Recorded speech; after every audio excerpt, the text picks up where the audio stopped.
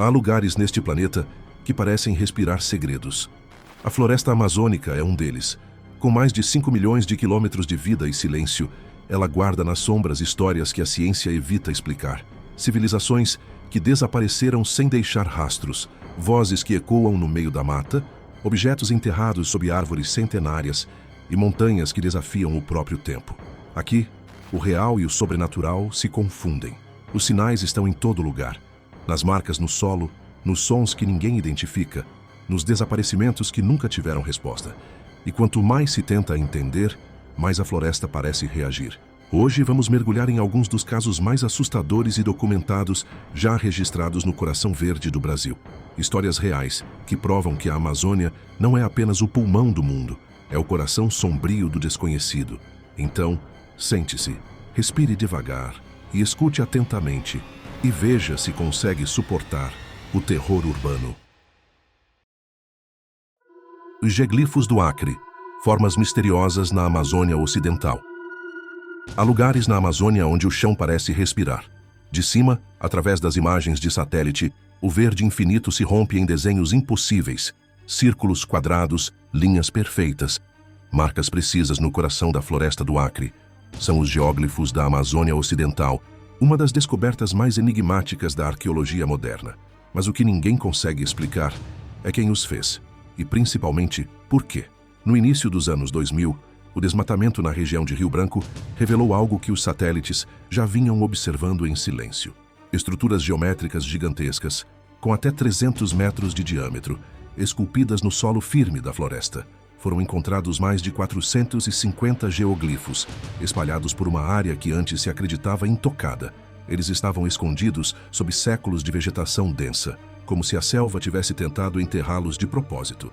As formas são matematicamente exatas, os ângulos perfeitos e o mais assustador. Não há registro de nenhuma civilização conhecida que tenha vivido ali em tempo suficiente ou com tecnologia suficiente para criá-los. O silêncio do Acre, de repente, ficou mais pesado. Pesquisadores acreditam que os geóglifos tenham entre 700 e 2.000 anos, feitos por uma civilização anterior à chegada dos europeus. Mas os vestígios encontrados são mínimos, fragmentos de cerâmica, pedaços de carvão e nada mais. Não há casas, não há corpos, não há ossadas. Como se o povo que os construiu tivesse desaparecido de um dia para o outro, levado pela floresta ou por algo que ela guarda em segredo.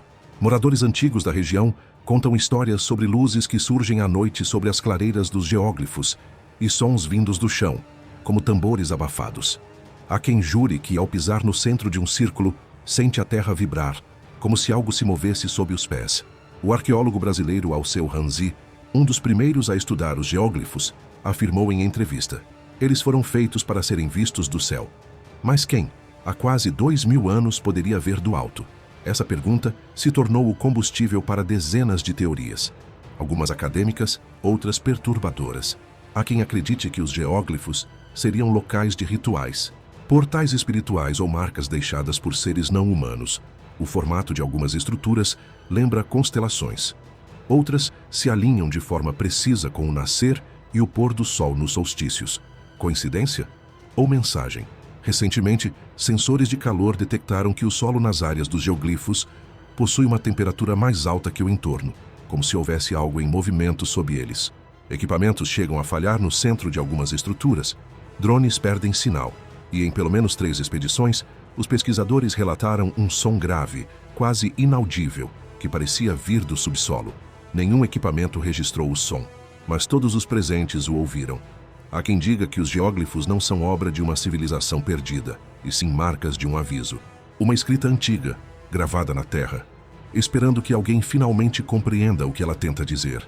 E até hoje, o Acre continua ali, guardando seus desenhos silenciosos, enquanto a floresta cresce de novo sobre eles, tentando enterrar, mais uma vez, aquilo que nunca deveria ter sido revelado.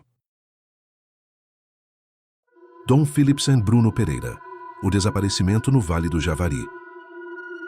A Amazônia é vasta o suficiente para esconder tudo. Civilizações inteiras, ossadas e histórias que se perdem antes mesmo de começar.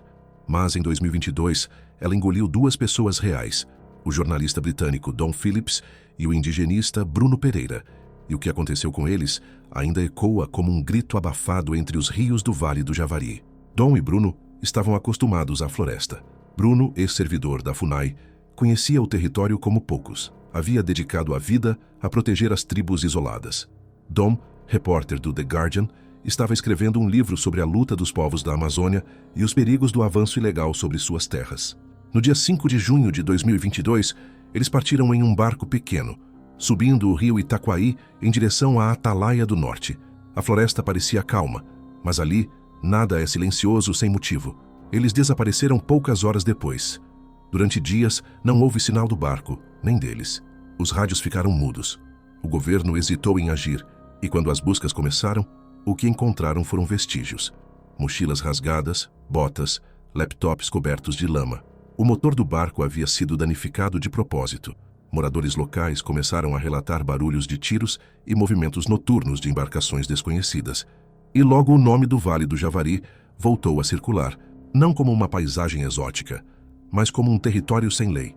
Ali, traficantes, caçadores e pescadores ilegais coexistem com tribos isoladas, e ninguém ousa fazer perguntas demais. O tempo passou e os corpos foram encontrados, ou o que restou deles. Mas mesmo com os laudos, as perguntas continuam. Por que foram atacados? Quem realmente estava envolvido? E o que Dom e Bruno viram antes de desaparecer? Moradores falam de luzes estranhas no rio, de vozes que chamam os nomes deles durante a noite, e de uma canoa sem tripulantes que aparece de tempos em tempos, flutuando sozinha nas margens lamacentas. A floresta, dizem, não esquece. E quando algo é feito dentro dela, principalmente quando envolve sangue, o rio leva, mas a mata devolve em sussurros. O Vale do Javari é uma das regiões mais isoladas e perigosas do planeta.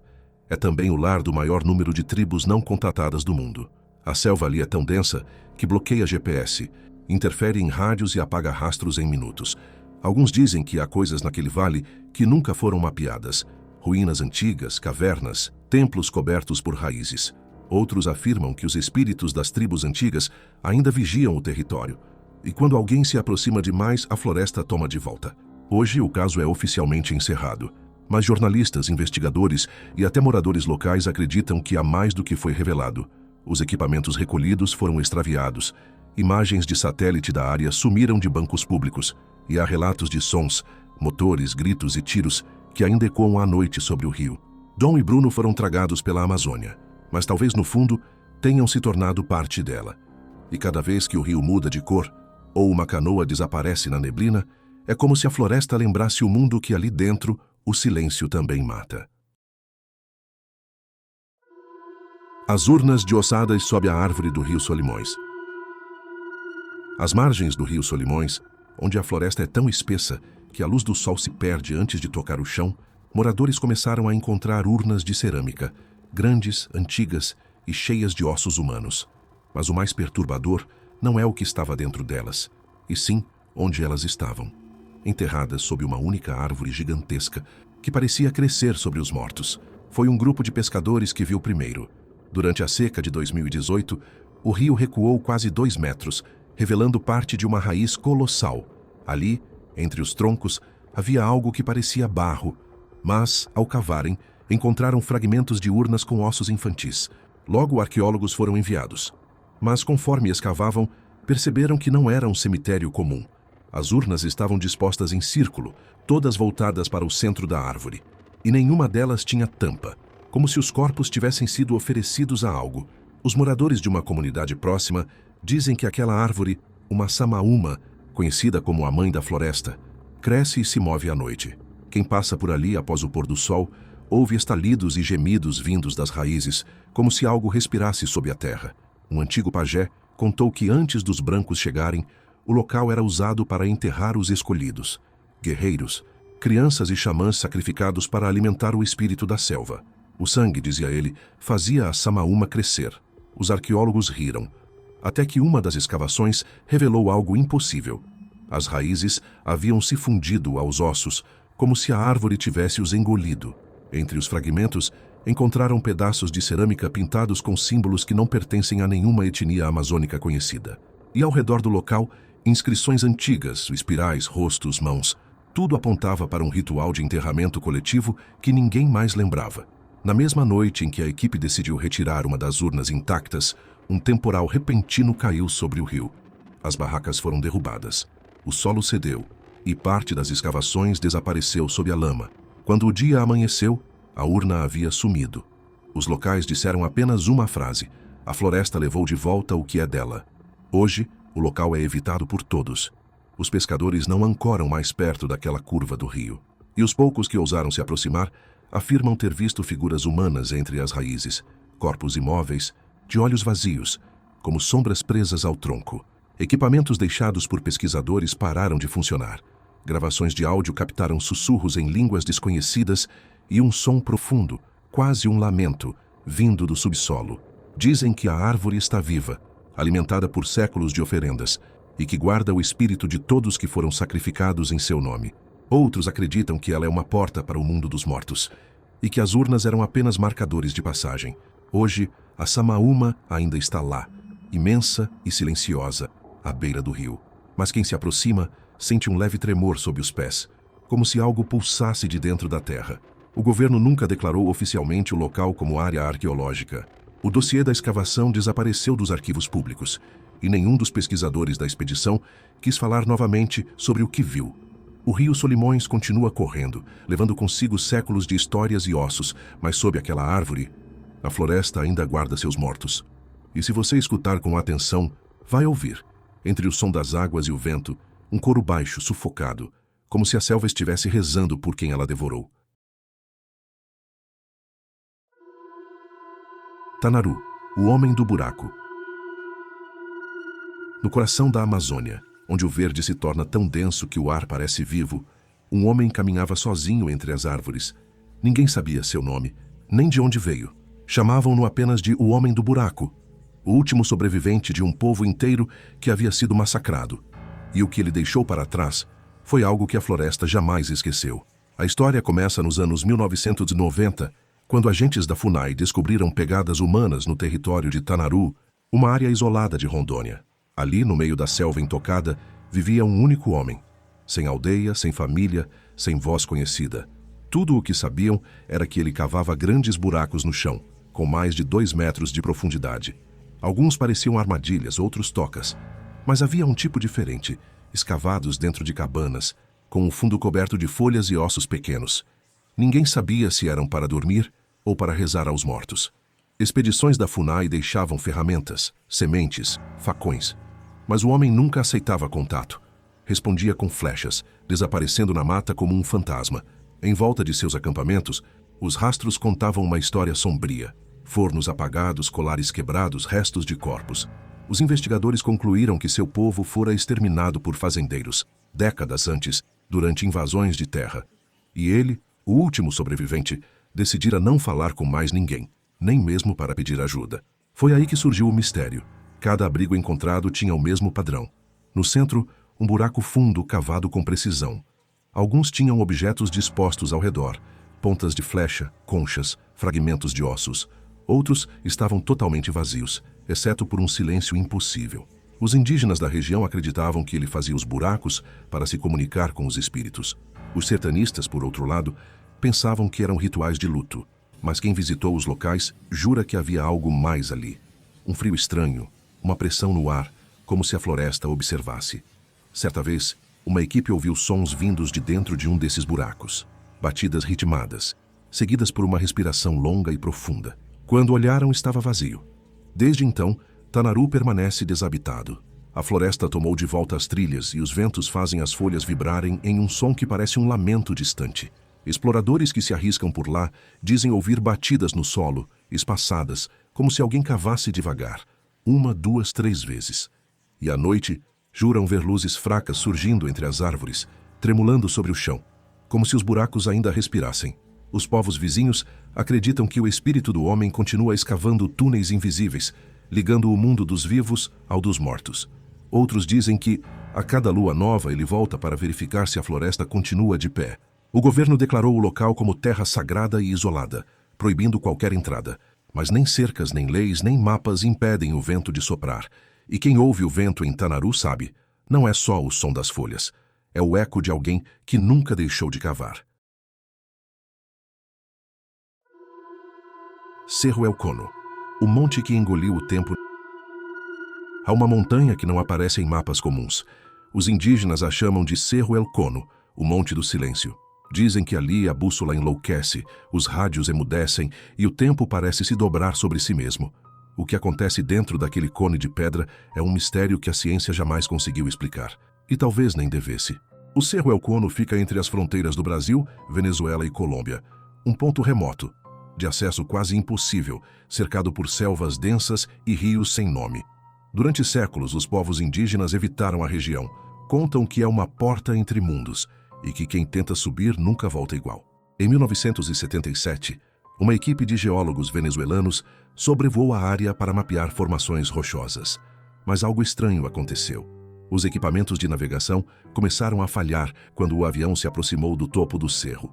Relógios pararam, as bússolas giravam descontroladas e uma névoa metálica cobriu o céu, bloqueando a visão. O piloto relatou um som, uma vibração grave que atravessava o corpo. Poucos segundos depois, o contato foi perdido. O avião foi encontrado semanas depois, a 30 quilômetros de distância do ponto original, sem danos, mas completamente vazio. Nenhum corpo, nenhum vestígio de sangue. Desde então, 3 expedições tentaram alcançar o topo.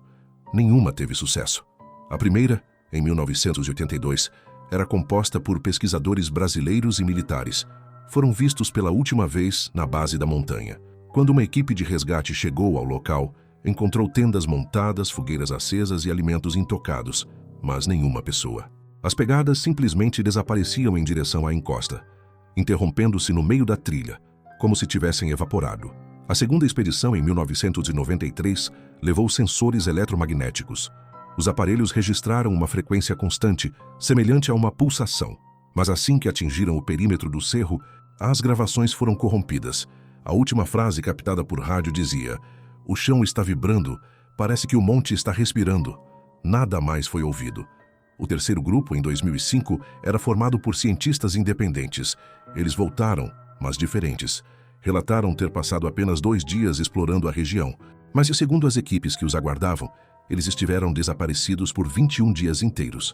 Os relógios digitais mostravam horários impossíveis. As gravações de vídeo estavam cheias de interferência e flashes de luz que não correspondiam à iluminação natural. E o mais perturbador, todos afirmaram ter visto figuras humanas estáticas entre as pedras, como se fossem estátuas de carne. Moradores ribeirinhos afirmam ouvir nas noites mais silenciosas um som vindo da montanha, algo entre um rugido e um canto. Alguns acreditam que seja o vento. Outros dizem que é o eco dos que desapareceram, presos entre o passado e o presente. Pesquisadores tentaram registrar o fenômeno, mas os áudios sempre apresentam o mesmo ruído grave, idêntico ao de batimentos cardíacos. E, curiosamente, o som acelera conforme alguém se aproxima da montanha. Há relatos de drones e helicópteros que perderam sinal e caíram quando tentaram sobrevoar a área. As imagens recuperadas mostram apenas uma sombra circular, pulsando lentamente, como um coração de pedra. Em 2013, o governo venezuelano declarou o Cerro El Cono como zona militar restrita, alegando riscos ambientais e geológicos. Nenhum documento oficial explica o real motivo, mas rumores apontam para uma operação secreta envolvendo anomalias magnéticas e espaço-temporais. Hoje, satélites evitam fotografar a região. Suas imagens são sempre borradas ou recobertas por nuvens densas, mesmo em dias de céu limpo. Quem vive nas margens do rio Guainia conta outra versão. Dizem que o monte guarda um portão antigo, aberto apenas para os que a floresta escolhe, e que os que cruzam esse portão não morrem, apenas deixam de existir neste tempo. O Cerro El Cono continua lá, intocado, silencioso e respirando. Talvez seja apenas uma montanha, ou talvez seja algo muito maior, um coração adormecido no centro da Amazônia, esperando o próximo passo em falso de quem ousar tocá-lo. Alguns mistérios que vimos aqui ainda têm registros oficiais, investigações abertas, mas nenhum deles foi realmente resolvido. Talvez porque certas respostas não pertencem aos homens, pertencem à floresta. E você acredita que todos esses casos têm explicações lógicas? Ou acha que há algo muito mais antigo e sombrio observando quem tenta desvendar seus segredos? Comente aqui embaixo qual estado ou mistério real você quer ver no próximo episódio. Quem sabe a próxima história que eu contar não esteja mais perto de você do que imagina. Este foi mais um mergulho nas sombras da realidade. Até o próximo vídeo, no Terror Urbano.